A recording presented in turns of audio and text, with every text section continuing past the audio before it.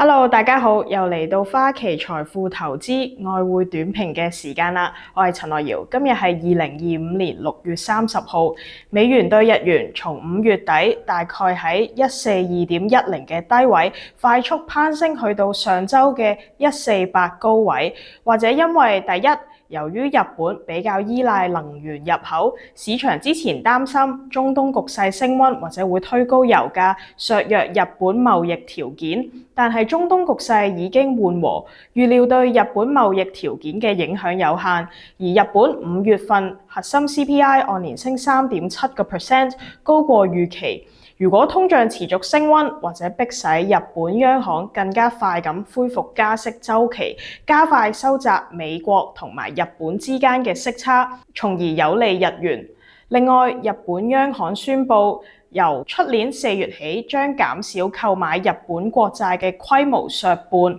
雖然呢個舉動對日元略為鴿派，但係局方放慢縮減資產負債表嘅速度，主要係為咗避免長年期國債收益率意外飆升，同埋限制國債嘅波動性。中線或者有利日元嘅走勢。如果日本國債收益率有序咁上升，可以增加日本國債對日本基金公司嘅吸引力，鼓勵更加多資金流至日本國債，從而有利日元。美元對日元比較大機會落返去130至到135水平。另外，我哋亦都睇好歐元，可能係美元走弱嘅主要受惠貨幣。由於上週中東局勢緩和，北約領袖同意增加軍費預算去到 GDP 嘅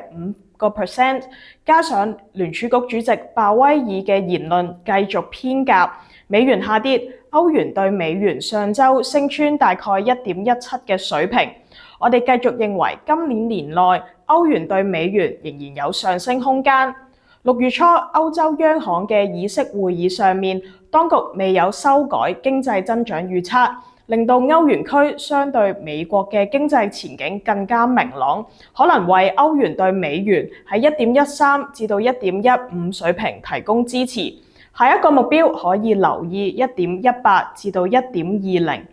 歐元亦都比較大機會跑贏其他非美嘅交叉盤，例如英鎊、瑞郎、紐元同埋加元。